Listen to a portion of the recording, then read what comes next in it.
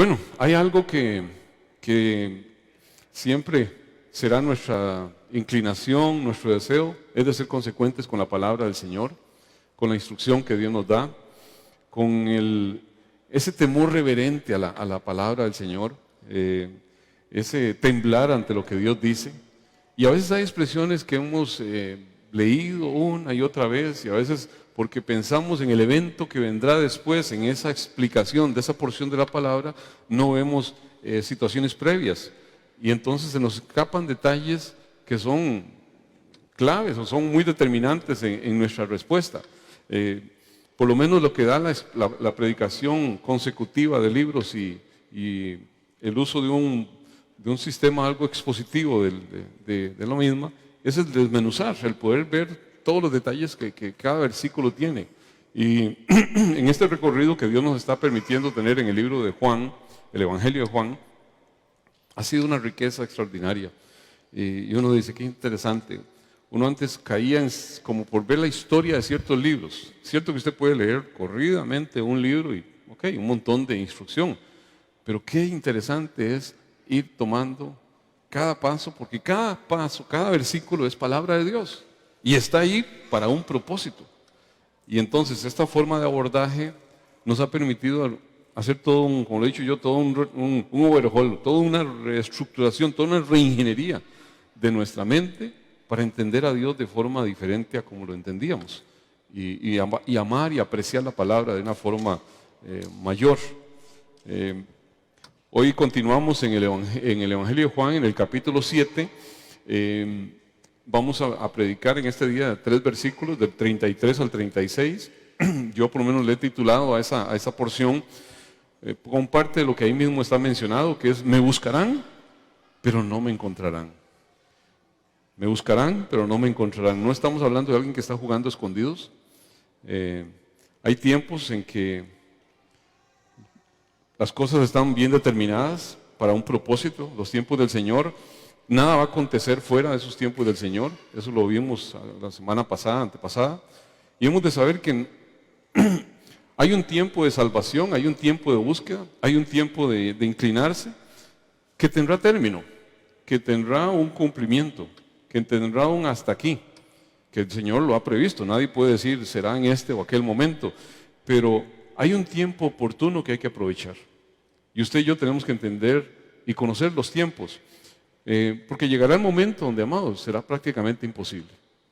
Ya estamos llegando a tiempos donde hay una dureza, un escepticismo y algunas posiciones que algunos dicen: yo soy agnóstico, y suena así como, wow, ¿qué es eso tan? Como decía aquella señora que me decía un pastor, dice: yo oro al Señor y digo: Señor, dame concupiscencia. Es que suena tan poderoso eso, dame concupiscencia, le decía a la señora, porque era una palabra de la Biblia, sin entender ni qué era eso. Inclinación pecaminosa es concupiscencia. Entonces a veces nos inclinamos a cosas y algunos oímos agnóstico, suena como muy, muy filosófico. Agnóstico es: no creo en nada, soy ateo y renuncio a Dios y renuncio a cualquier salvación a través de Él. Yo me salvo solo.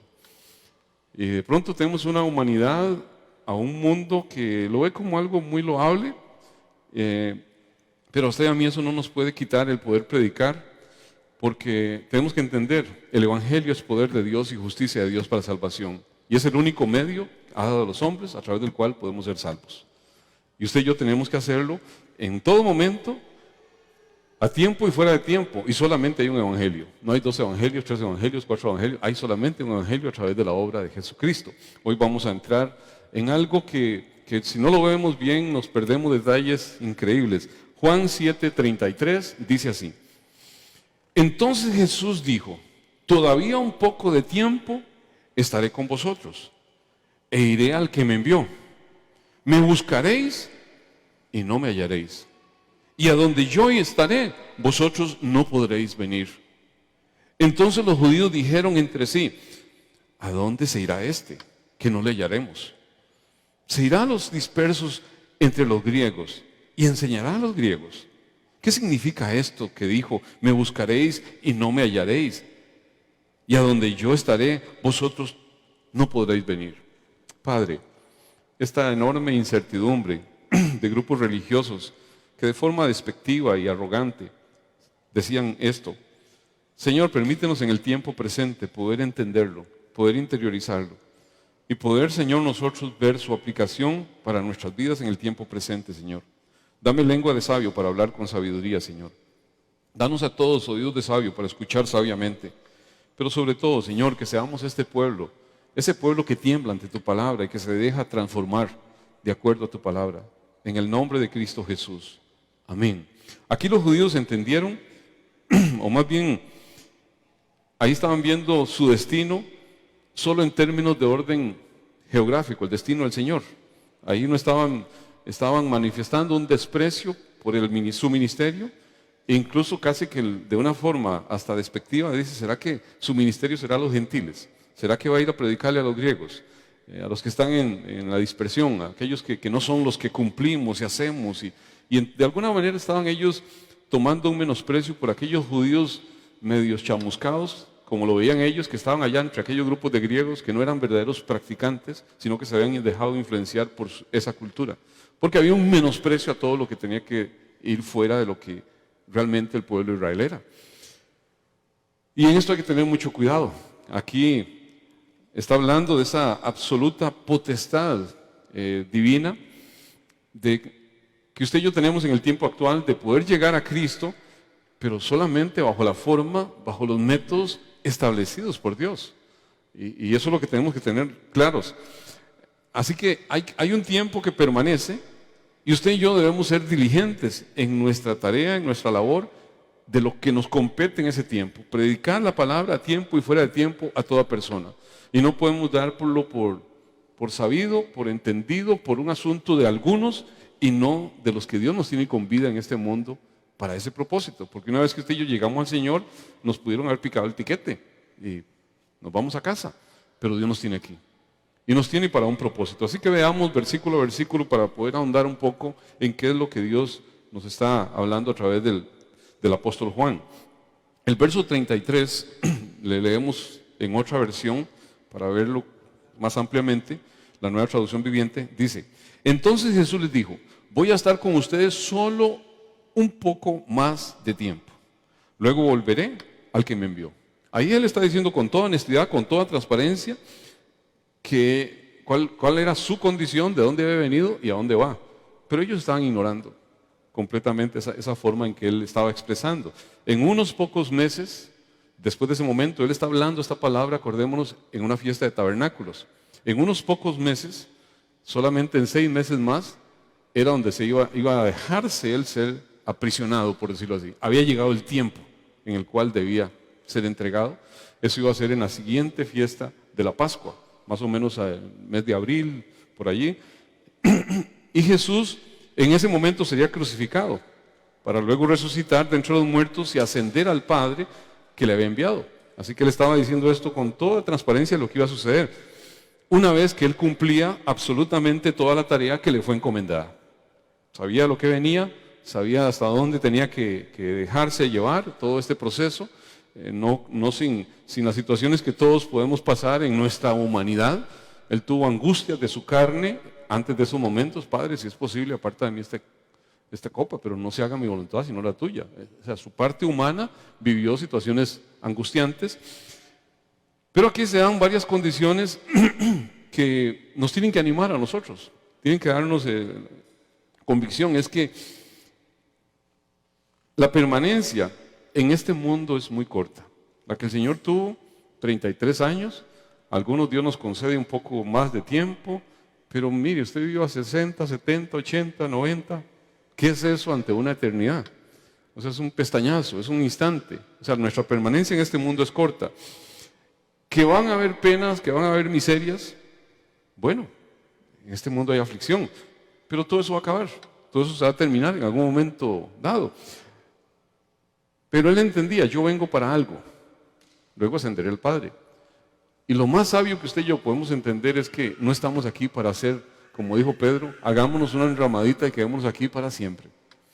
Estamos aquí para un propósito momentáneo, y Dios tendrá al final de cuentas un cumplimiento de un proceso que dice hasta aquí. Y usted y yo tenemos que entendernos en esa dimensión también. A este nivel existen tremendas dificultades, muchas veces difíciles de sobrellevar. Algunos dicen, Dios mío, pero ¿cuándo va a acabarse esto? Vean, nosotros de este lado de la tierra en que vivimos, muy complacidos, muy tranquilos, muy en paz, si se quiere, si nos comparamos con aquellos que están allá por la Europa del este, del oeste, la situación que ellos están viviendo. Acaban de estar en una pandemia terrible, como todos nosotros, y de pronto una guerra se les viene encima. ¿Qué podrán estar pensando ellos? O sea, el fin del mundo, esto se acabó. Si nosotros lo vemos a distancia, ¿cómo lo pueden estar viviendo los que están en carne propia en esa situación? Pero amados, eso no dista mucho de que aquí va a haber aflicción. Estamos en un terreno de zarzas y espinos. Si lo comparamos con la gloria venidera, amados, cada uno diría, Señor, pícame el tiquete, por favor. Yo quiero estar en tu presencia, antes que estar en esta situación. Pero bendito Dios, que al final de cuentas, en este tiempo de aflicción, usted y yo tenemos una convicción, tenemos la victoria. Tenemos una herencia segura desde el momento en que hemos creído en Cristo Jesús. Y no es un asunto que vamos a vivir, como dirían los muchachos ahí, alguien por allá, un familiar, a cachete. ¿Me acuerdan siempre?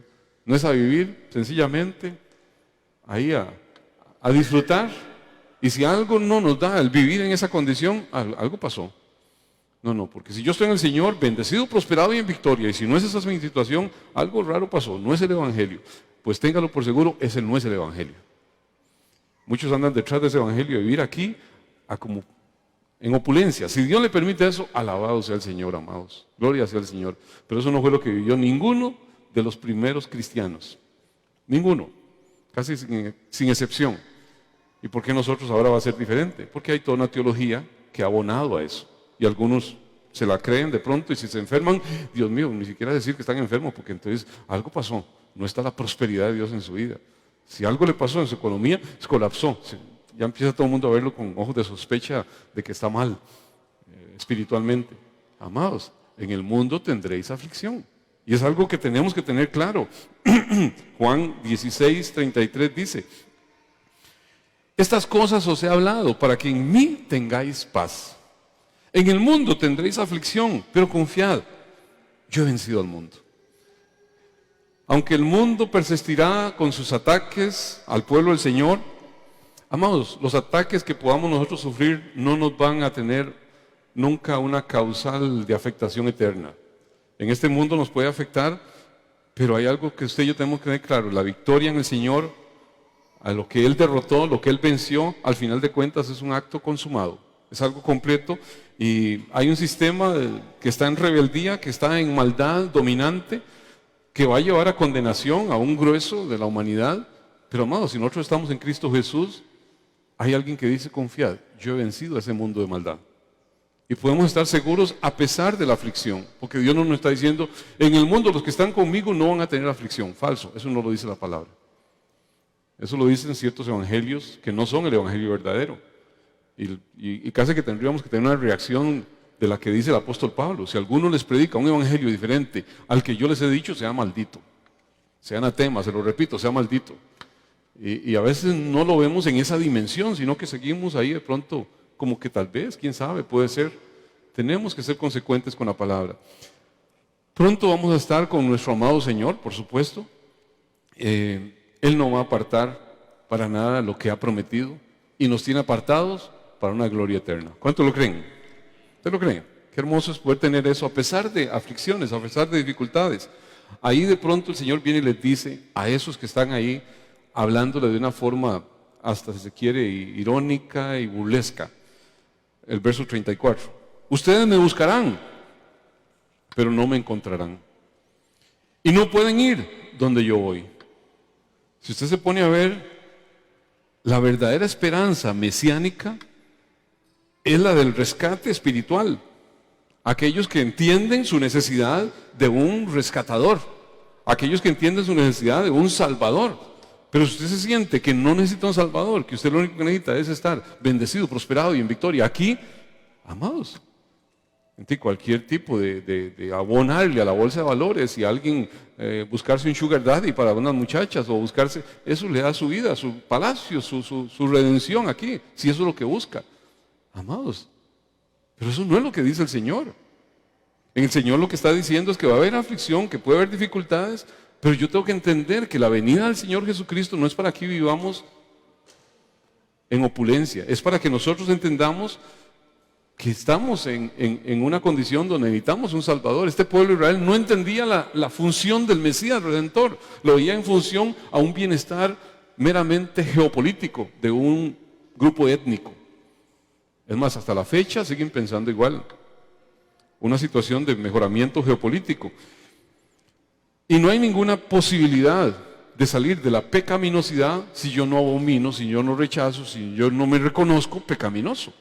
¿Cómo va a cambiar usted lo que no siente que debe cambiar? Lo que le causa algún nivel de repulsión. Yo he tratado de ayudar muchas veces a muchachos que están en droga.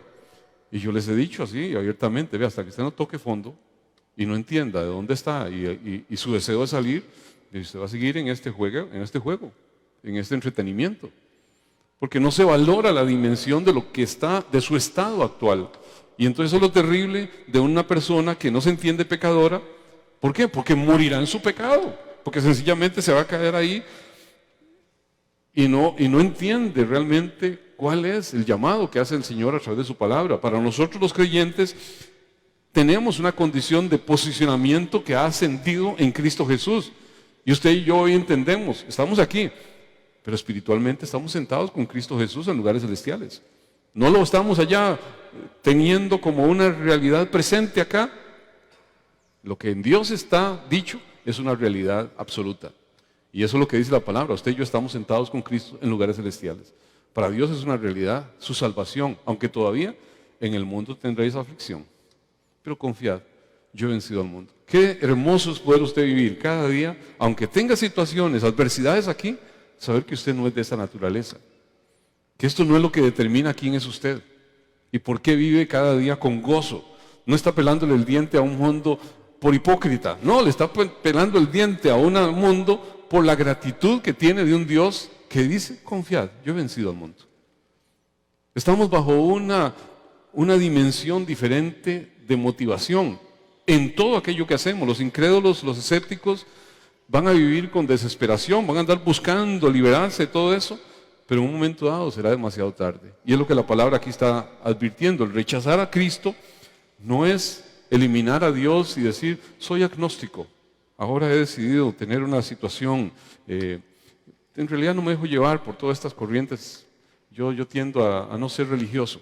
Y usted le dice a la mayoría, hoy a una gran mayoría, no la mayoría, a una gran mayoría, y dice, no, yo no soy religioso, yo vivo la fe a mi manera, trato de ser tranquilo, no hago mal a nadie, sencillamente yo me acomodo a lo que sea. No vivo a la manera de Dios, vivo a mi manera y tengo paz con todo el mundo. Amados, en el mundo tendréis aflicción. Y dice la palabra que si usted es verdadero hijo de Dios, va a tener dificultad con el mundo. El mundo no ama lo que no es del mundo.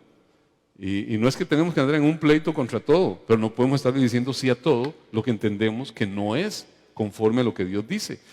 Claramente, lo que está sucediendo ahí es que el que no toma a Cristo Jesús ha decidido eliminarse a sí mismo.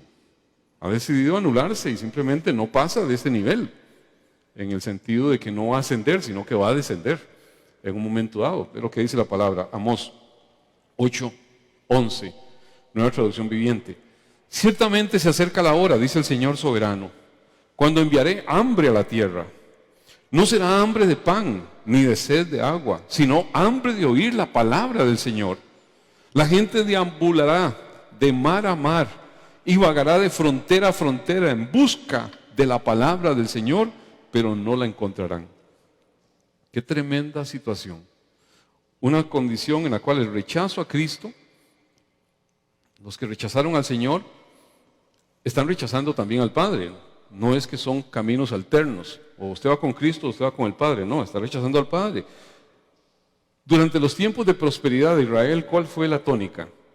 Que simplemente todo lo que decían los profetas le valía, porque los profetas siempre venían a confrontar la pecaminosidad, venían a confrontar todo aquello que los desviaba del propósito del Señor. Entonces, en los momentos de prosperidad eran menospreciados, en los momentos de adversidad gritaban a los cuatro vientos que por favor palabra del Señor que les diera alguna salida. Esa fue la tónica, esa fue la vivencia del pueblo de Israel, ese microcosmos de la humanidad caída. Y durante el cautiverio, ¿cuál fue la situación? Ellos no pudieron hallar la palabra del Señor. Estuvieron ajenos a la palabra del Señor, estuvieron alejados del lugar donde se predicaba la palabra del Señor. Estuvieron sometidos a dioses extraños. Y por muchos años estuvieron clamando. Los 70 de Babilonia es alguna alusión a un tiempo pleno en el cual ellos estuvieron bajo cautividad. Nosotros hemos estado bajo cautividad en un mundo caído, pero Dios nos está permitiendo un retorno, nos está permitiendo llegar de nuevo al Señor. Hoy, ¿qué vemos? Amados, hoy escasea tristemente la palabra en muchos lugares.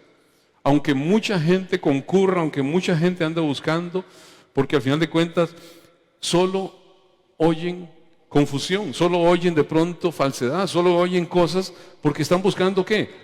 Lo que les alegra el oído.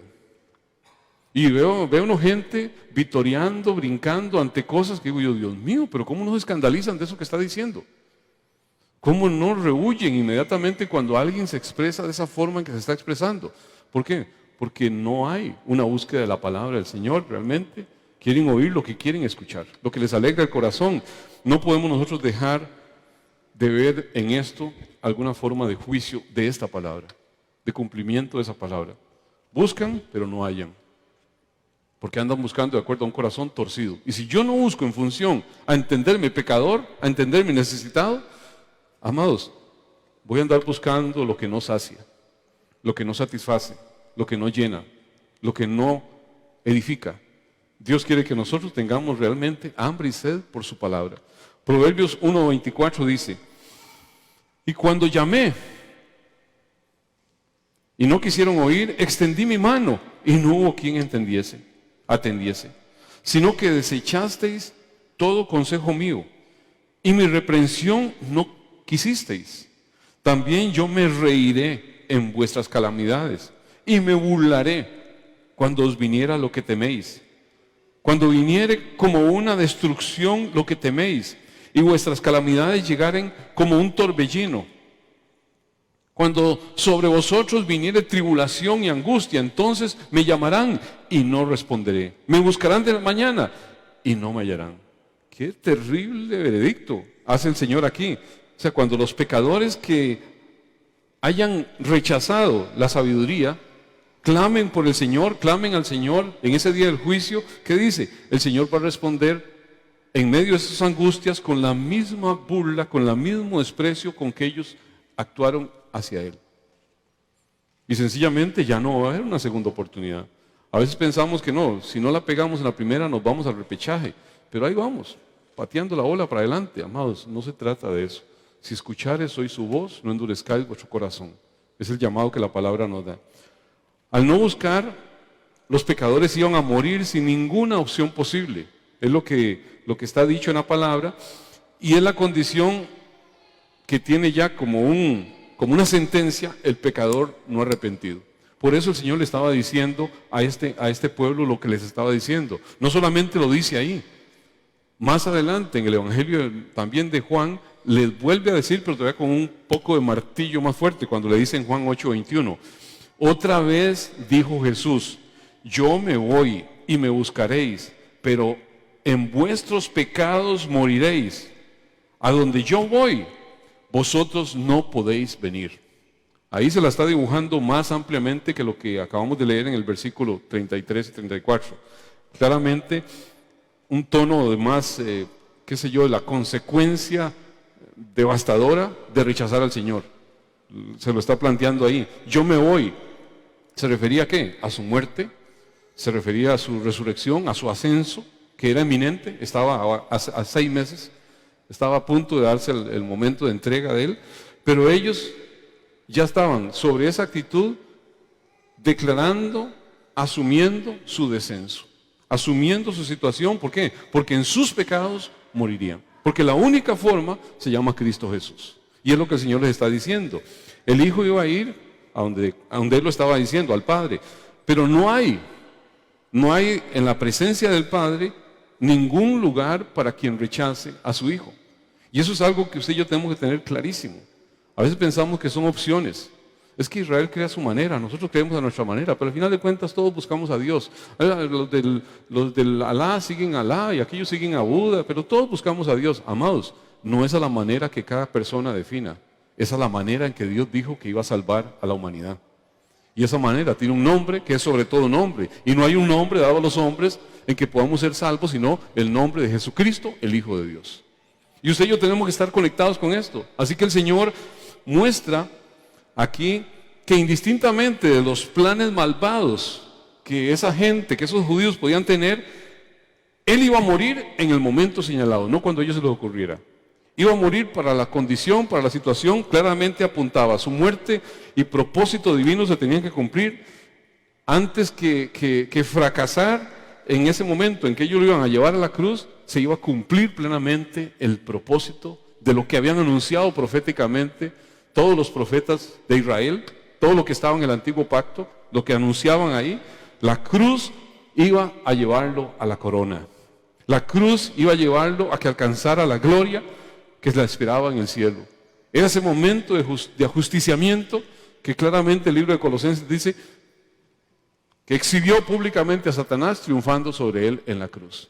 Al mundo le puede parecer una estupidez, a los judíos les puede parecer una locura, una derrota, un tropezadero, pero para Dios eso era poder y justicia de Dios para salvación a todo aquel que cree. Y usted y yo tenemos que entenderlo. Después de cumplir su misión mediadora en esa tierra, Él iba a ser llevado al Padre. Mientras nosotros estamos aquí, de este lado de la eternidad, tenemos que ver que usted y yo lo más prudente que podemos hacer es palabra del Señor. Es realmente lo que Dios dice. Y no, bueno, Dios dice esto, pero es que yo creo tal esto. Amados, es una irreverencia, es un irrespeto, es una arrogancia, es una prepotencia cuando yo me equiparo en posición de peso, de criterio, lo que Dios dice a lo que yo pienso. Yo puedo bien no entenderlo y decir, Señor, ayúdame a entenderlo. No lo puedo dimensionar, no alcanzo a comprenderlo bien. Ayúdame a entender porque yo no me ubico ahí. Pero la palabra claramente dice, si usted está escuchando, palabra del Señor, no endurezca su corazón. El Salmo 95 que leímos en un inicio, dice así, en la Reina Valera, dice, no endurezcáis vuestro corazón como en Meriba, o Meribá, bien, o Meriba, pareciera que es Meriba, pues no está tildado. No como en Meriba, como en el día de Masá, en el desierto, donde me tentaron vuestros padres, me probaron y vieron mis obras. 40 años estuve disgustado con la nación y dije, pueblo es que divaga de corazón y no han conocido mis caminos. Por tanto, juré en mi furor que no entrarían en mi reposo. Una sentencia tremenda que se está dando ahí en una palabra profética a través de los salmos. Y Pablo es uno, el que escribió el libro de Hebreos, que toma esto, toma esa misma y lo aplica ese principio que ahí está establecido a los lectores del Nuevo Testamento y les hace ver cómo algunos, después de haber venido Cristo Jesús, seguían en sus inclinaciones de volver al judaísmo y no entender a qué vino Cristo y no entender su obra consumada y no estaban viendo en realidad lo que había ahí de ese paralelo donde algunos estaban dudando en el desierto si regresar a Egipto o continuar su recorrido. Aunque el recorrido estaba claramente dicho, iban a una tierra prometida, a una tierra donde iba a tener un descanso, donde iban a tener un reposo. Claramente ese Canaán, ese lugar al que ellos iban, que anuncia esa parte del Salmo, habla de esa peregrinación que el pueblo estaba teniendo hacia un lugar que Dios les había prometido.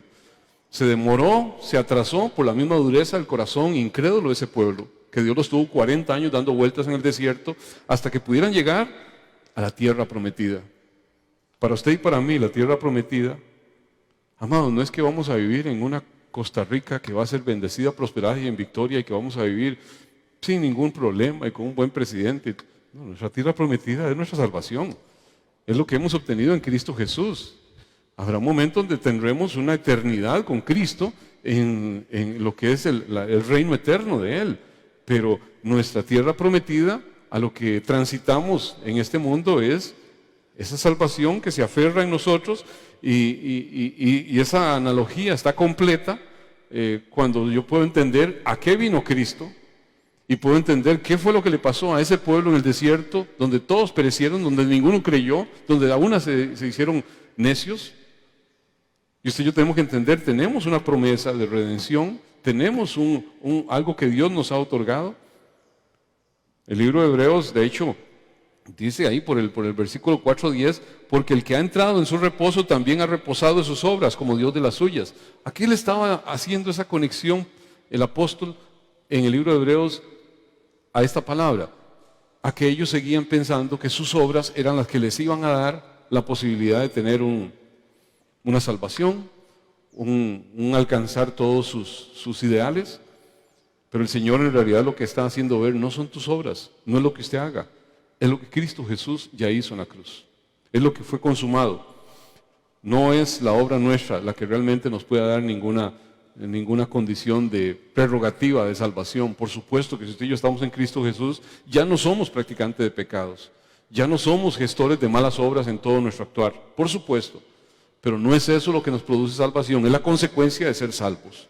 Y eso lo he dicho muchas veces. Ninguno de estos perseguidores, él estaba diciendo, iba a poder acompañarlos al cielo por sus obras. No iban a poder hacerlo por más religiosos que quisieran ser, a no ser que se volvieran en fe a Él.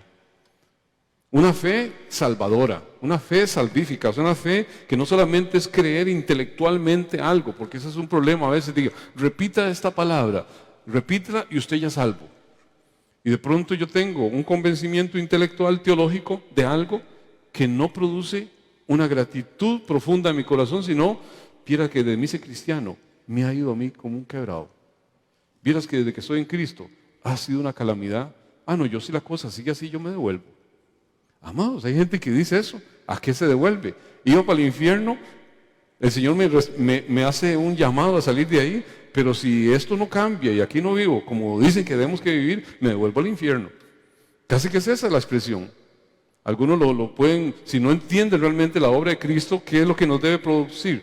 Ok, yo entiendo intelectualmente lo que Cristo hizo, lo comprendo, pero eso debe provocar que no solamente crea que en esa cruz estaba justiciándose mi pecado, que era yo el que tenía que estar clavado en esa cruz, y no lo hice yo, sino Cristo Jesús, pero eso, ¿qué ha de provocar en mí?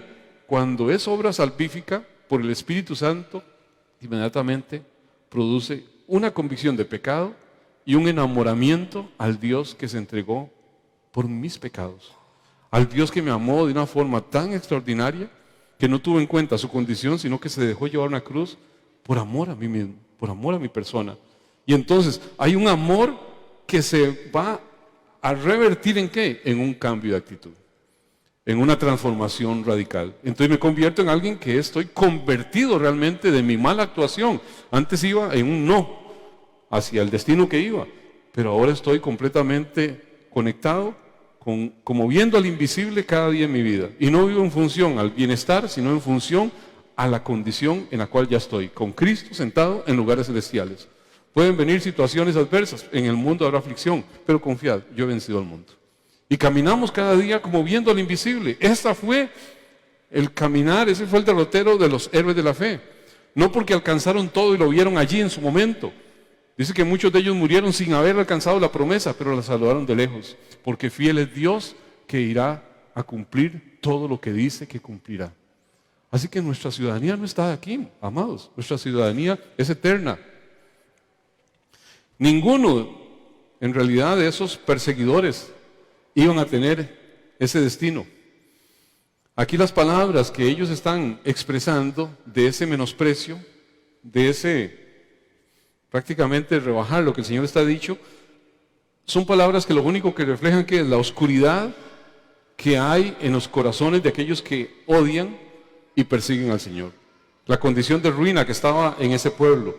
El Señor iba a desaparecer de su presencia para bien de lo que ellos estaban buscando en ese momento. Iba a desaparecer, no les iba a molestar más. Pero ¿qué pasa? Iba a llegar un día donde toda la nación iba a buscarlo y no lo iba a encontrar. Por supuesto que hubo un cumplimiento aquí físico cuando Israel fue devastado y no quedó nada en el año 70 después de Cristo. y murió prácticamente todos los que estaban ahí. Ahora hay algo que es un remanente por allí de un grupo étnico, pero el Israel bíblico ahí fue avasallado, fue quitado, y prácticamente se estaba dando ahí un juicio por el estado de miseria en que se encontraban, donde había un rechazo a Jesucristo al no oír lo que él en ese momento estaba planteando y dejarse llevar que en su deseo, simplemente en lo que pensaban. 2 Corintios 6:2 dice, porque dice, en tiempo aceptable te he oído y en día de salvación te he socorrido. He aquí ahora el tiempo aceptable, he aquí ahora el día de salvación. Y amados, hay un tiempo en la economía de Dios en que usted y yo tenemos que entender que Él escucha a los pecadores que se arrepienten, que se vuelven a Él, a los pecadores que entienden su condición de pecado, y ese tiempo preciso, ese tiempo oportuno es ahora. Y ese ahora va a durar hasta que Dios así lo determine, porque eso en un momento dado va a dejar de ser. Pero mientras estemos en hoy es día de salvación, hoy usted y yo podemos predicarle a una persona y la persona se vuelve a Cristo, si así lo tiene Dios determinado. Tenemos esa oportunidad y no podemos dejar de atender nuestro llamado. Israel menospreció su llamado en el tiempo en que le tocó hacerlo y simplemente se encapsularon en ellos mismos. Primera de Juan 2:23 dice, todo aquel que niega al Hijo tampoco tiene al Padre. El que confiesa al Hijo tiene también al Padre. O sea, la negación de Cristo también constituye una negación de Dios mismo. Al final de cuentas, quien testificó fue Dios que el Hijo iba a venir, como su enviado a hacer lo que Él dijo que iba a hacer. Claramente fue esbozado a través de la palabra, a través de muchos profetas, así que no hay una salvación paralela, como piensan algunos que existe. Por aquí se salva la iglesia y por aquí se salva Israel. Eso no se lo ve en la palabra, eso no existe por ningún lado. La palabra lo que hace ver que hay un camino dado a los hombres en el cual podemos ser salvos, todos los hombres. Y ese camino tiene un nombre, que es Jesucristo. Se llama llamado camino de santidad. Y todo el que transite por ese camino, aun por torpe que sea, no se extraviará. O sea, es Dios el que va a llevar por ese camino. Termina esta porción que estamos analizando en los versículos 35 y 36, se lo leo en la Nueva Traducción Viviente, que dice, desconcertados por estas palabras, los líderes judíos se preguntaban, ¿a dónde pensará ir? ¿Estará pensando salir del país e ir a los judíos dispersos en otras tierras? Tal vez hasta le enseña a los griegos, totalmente en línea burlona, tal vez hasta le enseña a los griegos. ¿A qué se refiere cuando dice, me buscarán pero no me encontrarán y no pueden ir donde yo voy? O sea, ahí los judíos desconcertados por lo que él hablaba de ese supuesto origen, que él había venido del Padre, que ya se los había hecho saber, no pueden conectar y no pueden comprender cuál es ese destino que él dice al que va a ir. ¿Cuál es eso que él estaba llamado? Y ese destino era el cielo mismo, que le estaba diciendo, yo voy al Padre y ustedes no van a ir, no van a poder ir, porque donde yo voy ustedes no pueden ir, porque para ir al cielo solamente se puede ir a través de Cristo Jesús. Y aquí se lo está diciendo a judíos. Y hoy persiste mucha gente en decir, no, es que la salvación de los judíos es diferente. Ellos se salvan por la promesa a los padres, pero la iglesia se salva por Cristo. Falso, eso no es lo que dice la palabra. La palabra claramente está haciendo ver que ellos estaban solamente mirándolo en un sentido terrenal, en un sentido natural, de una restauración geopolítica de una nación. Y lo que decían era en torno burlesco. Vas a ir a predicarle a aquellos griegos. Vas a ir a predicarle a aquellos africanos. ¿Por qué? Porque su orgullo era su propia nación. Y amados, esto es una forma en la que la palabra usa a Israel como un microcosmos de una humanidad caída que no tiene en cuenta el llamado que tiene de parte de Dios y las promesas que tiene de parte de Dios para caminar consecuentemente con eso. Y simplemente Israel sirve para dibujar todo eso, pero no es que Dios tenga un camino diferente para Israel y un camino diferente para la iglesia. Tanto judíos como gentiles, todos vamos a constituir el único pueblo de Dios. La barrera intermedia, la pared divisoria fue quitada, fue abolida, y Dios conforma un solo pueblo. Ahí, en lugar de atender las advertencias, ¿qué hacían? Sencillamente ridiculizaban, se burlaban y les parecía de pronto absurda esa idea. ¿Cómo puede ir a los gentiles? Esa gente, a esos perros, era la expresión. Eso no comprenden nada. ¿Cómo va a ir a los incircuncisos? ¿Cómo le va a hablar a ese tipo de gente? Ni siquiera mencionar, sentarse con ellos, ni comer con ellos. Había un montón de cosas de separación cultural que habían hecho de cualquier manifestación fuera de Israel como algo aborrecible. Y entonces, si va a ir a eso, y sí, es de ellos mismos seguro. Entonces lo trataban en una forma casi de irónicamente rechazarlo, porque iba a ir con la chusma, por decirlo así.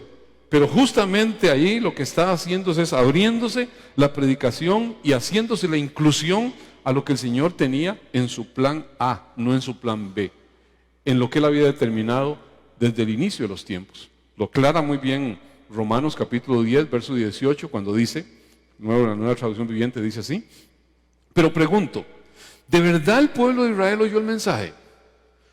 Y contesta Pablo, claro que sí. El mensaje se ha difundido por toda la tierra y sus palabras por todo el mundo. Vuelvo a preguntar, ¿entendió realmente el pueblo de Israel?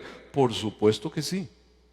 Pues incluso en el tiempo de Moisés, Dios dijo, despertaré sus celos con un pueblo que ni siquiera es una nación. Provocaré su enojo por medio de gentiles insensatos.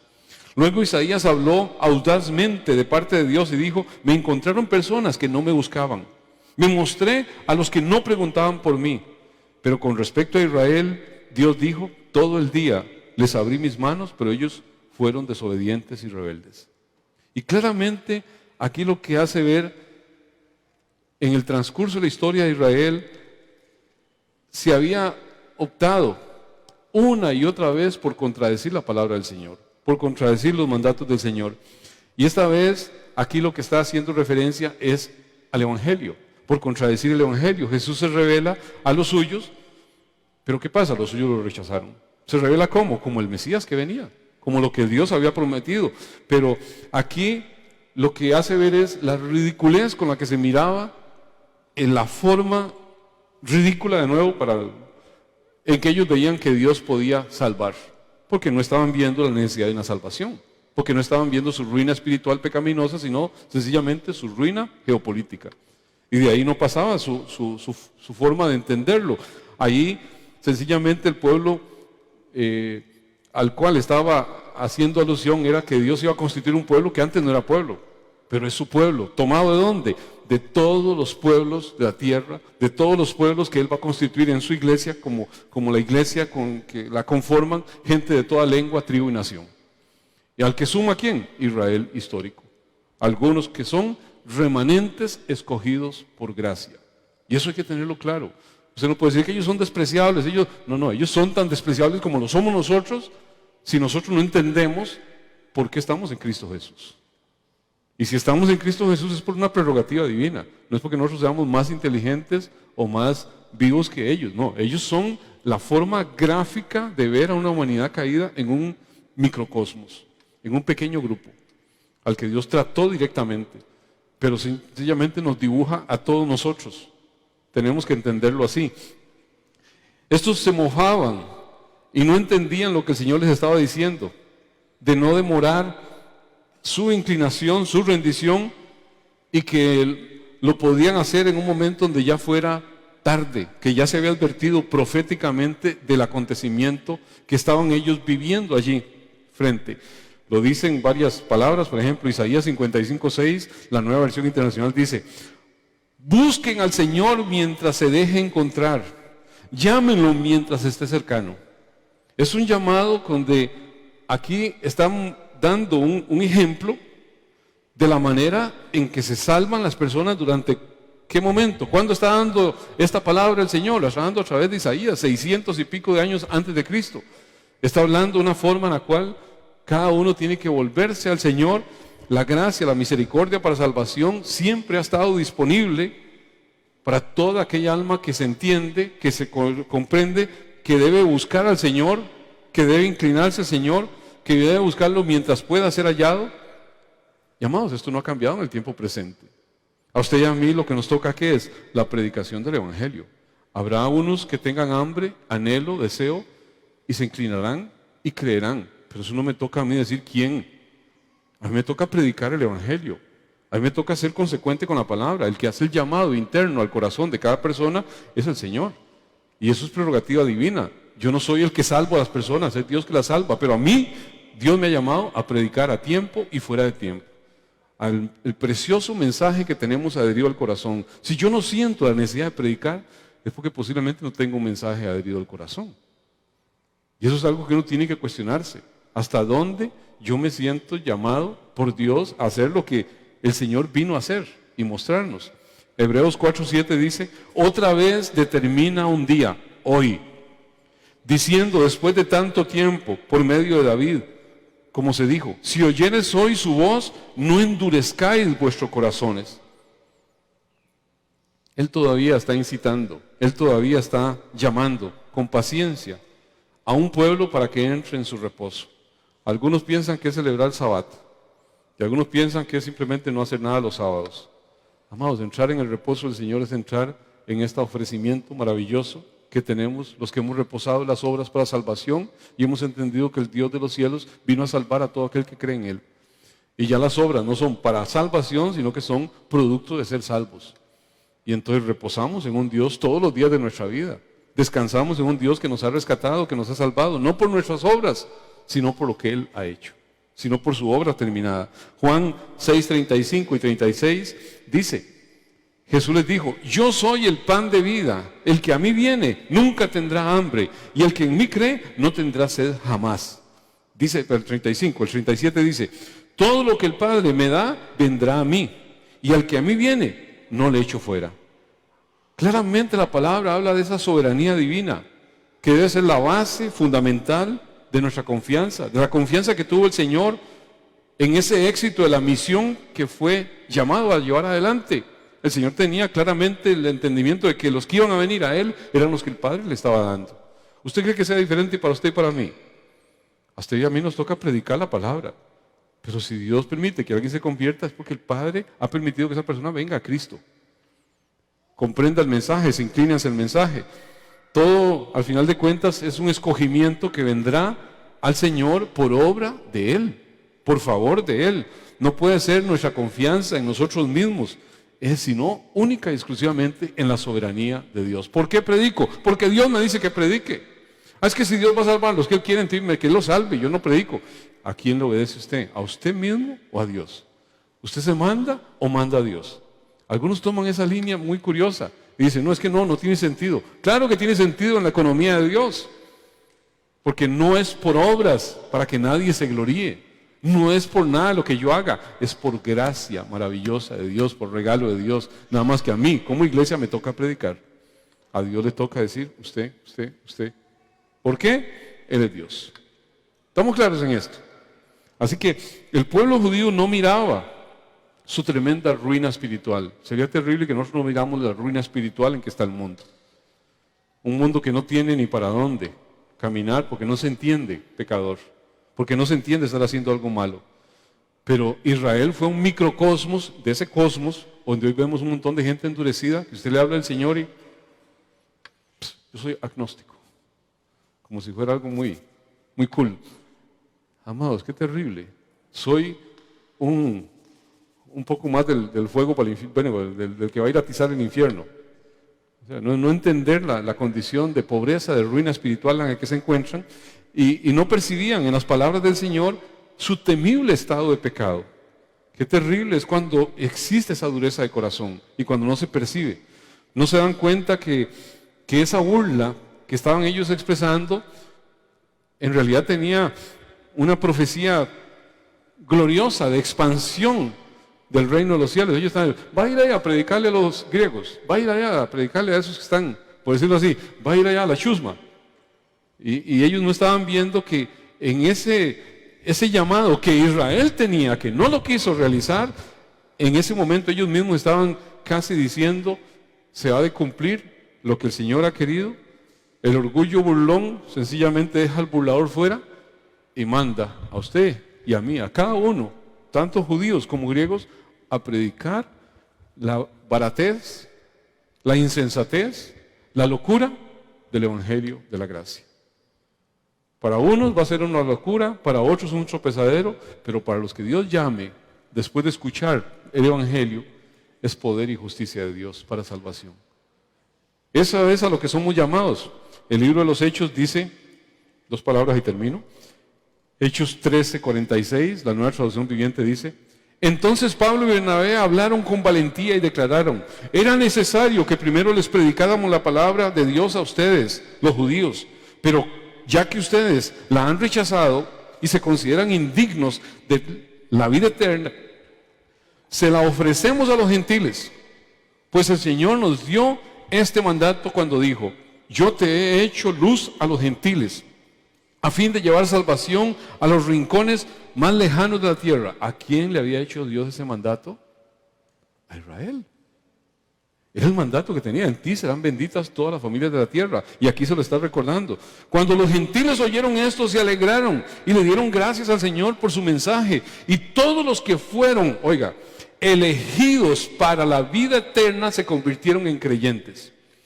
¿Quiénes se convirtieron? Los que fueron elegidos. Se predicó la palabra y Dios a los elegidos para vida eterna se convirtieron en creyentes. ¿Quién lo hace? Lo hace Dios. ¿Quién lo hace? La soberanía de Dios. Yo sé que esto de pronto en ciertos contextos dice: no, yo no creo eso. Amados, o le creemos a la palabra o a nuestra humana condición caída que pensamos que somos nosotros los que nos salvamos. Es Dios el que salva a un pueblo. Todos los hombres están bajo condenación. No hay uno solo que busque a Dios. Y la salvación al final solamente es por la gracia soberana de Dios, cuando Él elige para vida eterna, ¿a quién? A los que determinó que se convirtieran a Él. Habrá una respuesta. ¿Quién la va a tener? Los que son llamados eficazmente. Hay un llamado general que se da cuando predicamos la palabra, pero hay un llamado eficaz sobre corazones que lo hace Dios. Es lo que puedo ver de la palabra. Algo dice que yo no creo esa doctrina. No, eso es la palabra. Yo estoy predicando doctrina de este o lo otro. Es lo que dice la palabra. Es muy corriente. De pronto gente que tiene celos de mantener el monopolio de la religión, como le pasó a este pueblo de Israel. El que hayan perdido la eficacia en aquello que eran llamados a alcanzar, en esa misión de ir y ser luz a las naciones. Amados, esa misión la tiene la iglesia hoy. Esa misión la tenemos usted y yo. Y no podemos nosotros de ninguna forma decir: no, ya yo salvo que se mueran los feos. No podemos nosotros asumir esa posición. Tenemos que llamar, predicar a tiempo y fuera de tiempo, con nuestro mensaje, con nuestra vida, con todo lo que Dios nos conceda hacerlo. Y termino ahora sí con Romanos 11:7, que dice así en la Nueva Traducción Viviente, una gráfica maravillosa que Dios presenta de esta panorámica. Así que la situación es la siguiente: la mayoría del pueblo de Israel no ha encontrado el favor de Dios que tanto busca. Unos cuantos sí lo han encontrado, los que Dios ha elegido. No lo digo yo, lo dice la palabra. Pero el corazón de los demás fue endurecido. Adrede Dios le endureció el corazón y le dijo: usted no va a creer. No, esa no es. Cuando leemos, cuando entendemos esto, es como cuando Dios dice: y endureció el corazón de Faraón. No es que Dios provoque pecar, es que sencillamente Dios lo deja a la libre. Dios no le cambia su inclinación pecaminosa. A usted y a mí, si estamos en el Señor, Dios intervino y cambió nuestras inclinaciones. Nos atrajo con un amor eterno. Pero hay algunos que Dios los deja, y esa es esta situación: ser entregados, sencillamente sin intervención divina. Aquí la posición de Dios no es activa como la que tuvo con nosotros para conducirnos a la salvación. Ahí es una condición pasiva de no intervenir. ¿Y para dónde va? Para dónde va la gente. Y ahí sigue todo ese torrente. Entonces dice: pero el corazón de los demás se endureció, como dicen las Escrituras. Dios les hizo caer en un sueño profundo. Hasta el día de hoy les ha cerrado los ojos para que no vean y les ha tapado los oídos para que no oigan. También David dijo que sus mesas de abundancia se conviertan en una trampa y en un engaño que los lleve a pensar que todo está bien. Era lo que Israel pensaba. No veían un problema moral, no veían un problema espiritual, no veían un problema de pecaminosidad. Somos el pueblo apartado, somos el pueblo escogido. Nosotros vamos directo. Y amados, la iglesia no puede caer en eso. Y dice, y pensar que todo está bien, que sus bendiciones los hagan tropezar y que reciban su merecido, que sus ojos queden ciegos para que no puedan ver y que la espalda se les encorve para siempre. ¿Acaso el pueblo de Dios tropezó y cayó sin posibilidad de recuperarse? De ninguna manera. El pueblo fue desobediente, por eso Dios puso la salvación al alcance de los gentiles. Sin embargo, Él quería que su propio pueblo sintiera celos y la reclamara para sí. ¿De qué manera más contundente en la cual esa transgresión de los judíos, qué es lo que pasa? De alguna forma ha permitido la salvación a todos los gentiles en el plan perfecto de Dios. Y ese Dios permite y deja ahí que otros sigan en su propia maldad, pero la salvación de los gentiles, ¿qué viene a hacer? Viene a causar envidia de los judíos. Y de alguna manera toda esa envidia al ver que Dios se manifiesta, Dios está a favor de un pueblo que ellos tenían como menospreciable, como desechable, provoca que mucho Israel venga a una salvación en la misma forma en que la obtienen los gentiles, a través de Cristo Jesús. ¿Quiénes son esos? Los que Dios ha elegido, del remanente de Israel, donde entran gentiles y entran judíos. No hay acepción de personas. Dios es el mismo Dios y solamente hay un camino, que es el camino del Señor. Así que tenemos que tener todos esa claridad. Todos entramos por la misma puerta. Jesucristo se definió como la puerta, por donde entran las ovejas. Todos transitamos por el mismo camino. Ese camino se llama camino de santidad. Y todos seremos salvos por un solo nombre. Y ese nombre es Jesucristo, el Hijo de Dios. Amén. Así que tenemos que tener eso claro. Así que busquémoslos mientras pueda ser hallado. El llamado a esta palabra es: no consientan en adormecerse, porque ya yo estoy bien, que se mueran los que tengan que morirse. No somos llamados a eso. Dios nos puede llamar a cuentas de diferentes formas. Dios tiene métodos, formas de que usted y yo entendamos que estamos aquí para un propósito, para una comisión, para un llamado dado por Dios. Y entre más nos conectemos con eso, más de la gracia del Señor vamos a ver en todo nuestro entorno. Será digno de alabanza el Señor. Será digno de reconocimiento de que usted y yo, todos los que estamos aquí, éramos tumbas. Estábamos muertos. Pero hoy Dios ha decidido hacer ¿qué? Todo un jardín de un ramillete para su gloria, donde Él dice: yo te escogí, yo te llamé, mío eres tú, para eso te hice. Qué maravilloso es poderse uno percibir en esa condición. Entramos todos bajo una misma promesa, somos transformados de esa condición de ruina y de miseria que Israel no la vio. Y usted y yo, si estamos hoy en una condición donde podemos entendernos, yo estoy en Cristo por la gracia de Cristo. Amados, no hay espacio en nuestro corazón para que podamos ver despectivamente a quien no está en Cristo Jesús. Si no lo está, es porque no ha tenido la inclinación que su corazón tiene, no producto de usted mismo, sino producto de la gracia de Dios, que hoy puede ver, que hoy puede entender, pero antes no lo veía, antes no lo entendía. Así que ¿de qué nos vamos a gloriar? Sino del Señor de toda gracia y de toda bondad. ¿De qué podemos estar nosotros en una posición superior? Sino sencillamente decir: Señor, todos y cada uno de los días de mi vida quiero vivir para la alabanza de tu gloria. Sea lo que esté viviendo, sea la situación que pueda tener en esta vida, vivo para la alabanza y gloria de tu santo y bendito nombre. Ya lo más importante sucedió, y es que estamos en Cristo Jesús. Es que Él nos ha escogido, nos ha llamado. Así que nuestra vida es una vida de respuesta permanente, de gratitud, porque creemos en Jesucristo, porque amamos a Jesucristo, porque deseamos en todo que se manifieste que Cristo Jesús vive en nosotros. Y vivimos por y para Él. Amén. Bendito Dios. ¿Cómo no amarte? ¿Cómo no adorarte? ¿Cómo no exaltarte? ¿Cómo no darte gratitud? ¿Cómo no, Señor, rendirnos ante el Dios que nos ha sacado de tinieblas a su luz? Queremos, Señor, que ese pueblo que no te conoce, que pueda buscarte mientras puede ser hallado, Señor. Que tu iglesia no pierda, Señor, la oportunidad que tiene en este tiempo, Señor. Las aflicciones que muchos pasan para que estén más susceptibles a poder disfrutar lo que tú llamas, Señor, a que disfrute todo un pueblo escogido, llamado en Cristo Jesús. Mundo busqué y no pudo llenarme. Ningún tesoro que pueda ganar me saciará. Mas llegaste tú, me diste vida nueva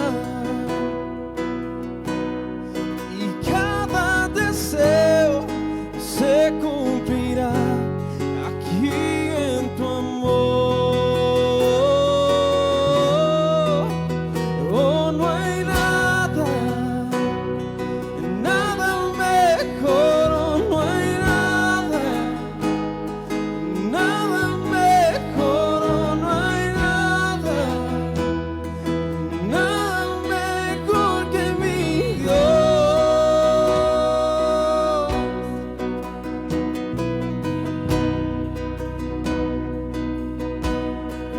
Vengo a ti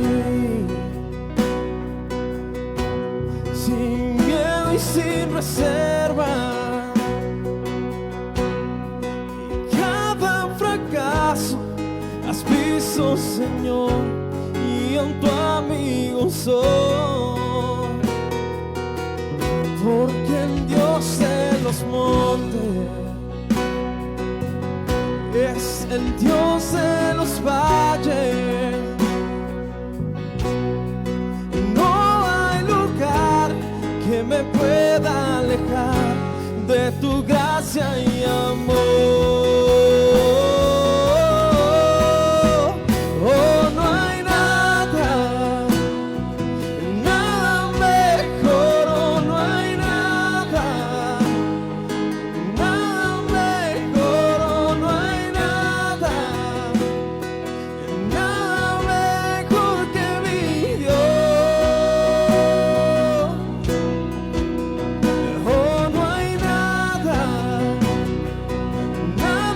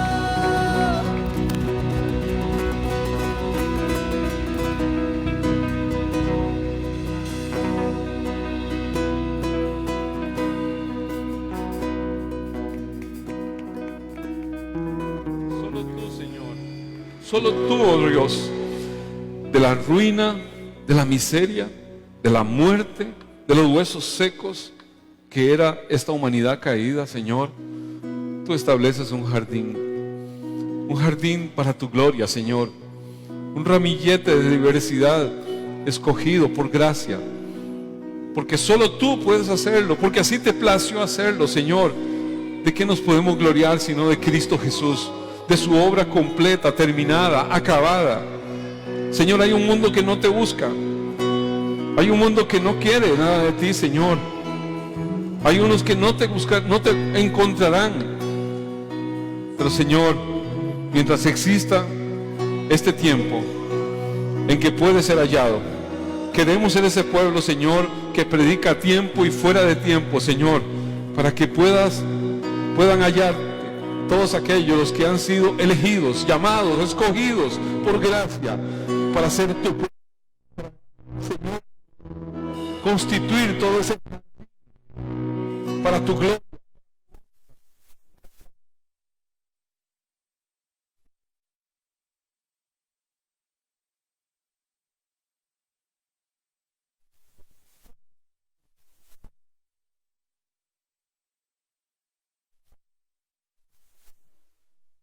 Lo que respira, alabe y glorifique tu santo y precioso nombre, Señor.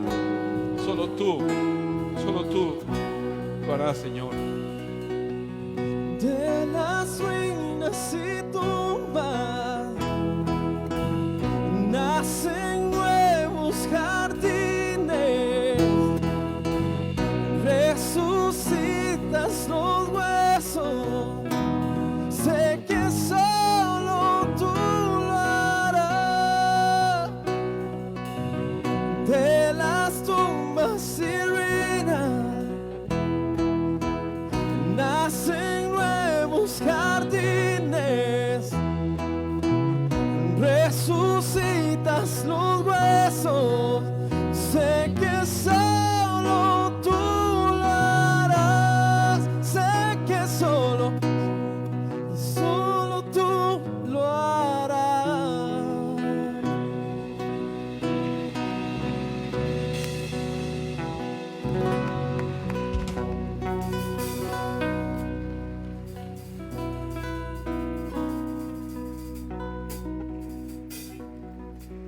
Amado, la confianza de nuestro Señor era que iban a concurrir a Él todos los que el Padre le trajese. Nuestra confianza no puede ser diferente. Usted y yo predicamos la palabra, pero van a venir a Cristo todos los que el Padre ha de atraer. Pero a usted y a mí nos dan el privilegio de ser parte de este precioso llamamiento, de todos los que están entre ruinas, en tumbas, en miseria, para constituir ese ramillete, ese arreglo floral para el cielo, con el cual el Dios que hizo los cielos y la tierra se deleitará por toda la eternidad con su pueblo llamado escogido. Es un privilegio el predicar la palabra del Señor. Hagámoslo mientras es tiempo, mientras todavía es tiempo. Estemos ahí, a tiempo y fuera de tiempo. Apenas tengamos oportunidad. Hay un mundo que solo crisis ve, que solo caos ve. No estamos para vivir en opulencia, en beneficios propios, en sentir que eso es la vida cristiana. No, la vida cristiana es ser un hijo de Dios que hace lo que Dios le llama a hacer. Si hay providencia, si hay abundancia, si hay beneficio, alabado sea el Señor. Eso viene a ser un efecto pues colateral, pero no es la razón por la cual estamos en Cristo Jesús. Amén. Que Dios bendiga a su pueblo y Dios bendiga su palabra. Gracias, muchachos, excelente tema.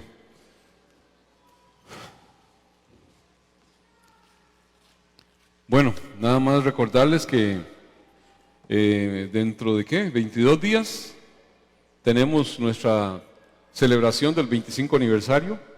Hay diferentes cosas que se están haciendo. Las camisetas ahí están, los que no, algunos se dividieron trabajos, entonces esta parte ha sido gestada muy bonito con Uber, Mel y varios ahí que han estado trabajando fuertemente. Yasser también, y bueno, todos los que nos entendemos parte de la iglesia, contribuimos de una u otra forma en la medida en la cual Dios nos da esa posibilidad a todos y cada uno de los quehaceres de iglesia. Que Dios bendiga a todos los que toman con con buen deseo, con ánimo esto. La celebración, ¿quién la hace? Nosotros. Esta es una fiesta donde todos la hacemos, no es la fiesta de alguien en particular, es la fiesta de gratitud a un Dios que nos ha dado 25 años de su favor y de su gracia, para poder proclamar su nombre, para poder vivir de acuerdo a lo que somos llamados a vivir al pueblo del Señor. Así que esa fiesta la vamos a hacer todos, vamos a alegrarnos, vamos a gozarnos en el Dios de eterna gracia. Entonces, de hoy en 22 días, justamente después de las votaciones, que son de hoy en 15, de nuevo expresar mi gratitud por toda la actividad de mujeres, la actividad del Club de Niños, todo esto. Que Dios bendiga a todos los que se comprometen a servir en esto. ¿Qué nos queda? La satisfacción de hacer aquello que se nos permite hacer para el Señor. Y eso es lo que hay que tener claro. Cierto que habrá gente que se siente pues más conectada con usted, pero lo importante es que lo que hagamos agrade al Señor y nos encontremos sirviendo en cada una de las áreas que somos llamados. Recordarles que van a ser convocados al asunto de matrimonios posiblemente en los próximos días para el mes de abril al final. Básicamente esos son los puntos que tenemos y bueno, agradecerle a Dios por este día que nos ha permitido estar juntos. Vamos a estar en pie para hacer la oración final, darle gracias a Dios.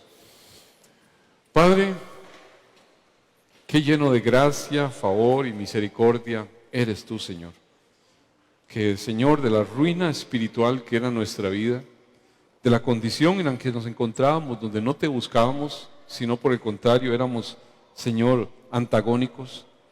Así como Israel en el tiempo de tu venida se manifestó, era una clara imagen de esta humanidad caída que opone, que resiste, que se burla de tu precioso mensaje, de tu llamado. Señor, solamente han cambiado fechas, pero las actitudes del hombre caído siguen siendo las mismas. Y no queremos, Señor, de ninguna forma, Señor, dejarnos afectar por eso, como no lo hiciste tú. Tú seguiste, Señor, y tus discípulos y todos los que llamaste, hablaron a tiempo y fuera de tiempo, mientras todavía había espacio, mientras todavía había ese llamado, tiempo aceptable, día de salvación, que es hoy. Queremos ser este pueblo, Señor, que no rehúye su llamado. Queremos ser este pueblo que, Señor, se dispone a predicar con su vida, con su ejemplo, con tu palabra, a todo aquel que, Señor, tú le des oídos para oír la preciosa palabra. Padre, pon esta prioridad en el corazón de cada uno, Señor, de los que conformamos tu iglesia. Te lo pido, Padre, en el nombre de Jesucristo, tu Hijo, nuestro Señor. Hoy bendigo tu iglesia. Hoy bendigo la vida de mi hermano, de mi hermana, Señor, que has apreciado tanto, que pagaste lo que pagaste por su rescate. Conforme tu palabra, que el Señor Dios del cielo y de la tierra te bendiga y te guarde. Que ese buen Dios haga resplandecer su rostro sobre ti y tenga de ti misericordia. Que ese buen Dios alce sobre ti su rostro, llene tu vida, llene tu casa, llene tu corazón de paz. En el nombre del Dios Padre, del Dios Hijo y del Dios Espíritu Santo. Amén y amén. Todo